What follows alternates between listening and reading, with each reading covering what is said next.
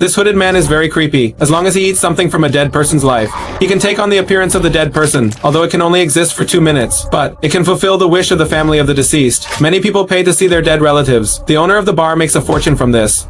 Unbeknownst to them, a horrible conspiracy was coming.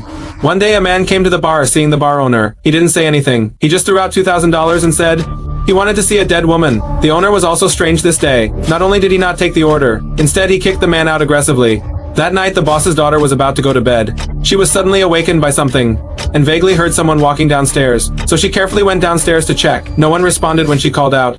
She turned on the light leading to the basement, and sure enough the sound came from inside. She tried to open the door but couldn't. Just when she was in a daze, a black shadow suddenly appeared behind her in a flash. This immediately made her feel uneasy, as Annie walked down the hall. Suddenly the man came back. This scared the hell out of Annie, grabbed the bottle and told him to leave her alone. The man named Mike was not a bad person. He just wanted to see his dead wife. Annie thought he was out of his mind. "What wife are you looking for here?" After a brief conversation, Mike learned Annie was the new owner. He took a bunch of bills out of his pocket. Annie asked him where his wife was. Mike said the woman in the basement could see his wife. Annie still didn't believe him. He took $2,000 out of his pocket and said he'd been here before, but his father had turned him down and swore to God that he wasn't a madman. Everything he said was true, hoping that Annie would help him fulfill this wish. Annie still had to think it was ridiculous. After seeing the dollars, she was moved. She took the money and said she didn't have the key right now. She'd asked Mike to come by tomorrow when she had the key. When Mike left, she told her friend. When her friend found out that Annie was about to get rich, she didn't hesitate to drive over. Annie told her about her deal with the man.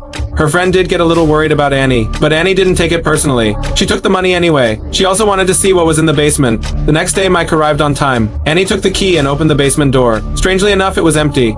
There were only 2 chairs in the middle. There was also a black hole in the wall. Mike walked up and called out to the people inside, but there was no response. At that moment, Mike seemed to remember something. He told Annie to try calling out. Then Annie said to the black hole, "If there's someone in there, come out shortly thereafter."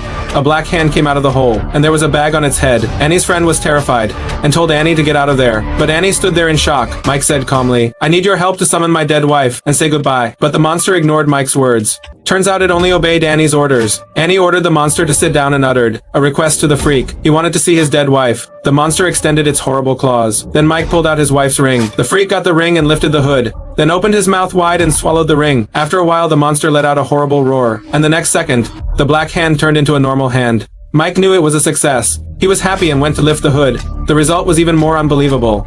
The weirdo didn't turn into his wife. Instead, it turned into someone he didn't want to see. It was his mother.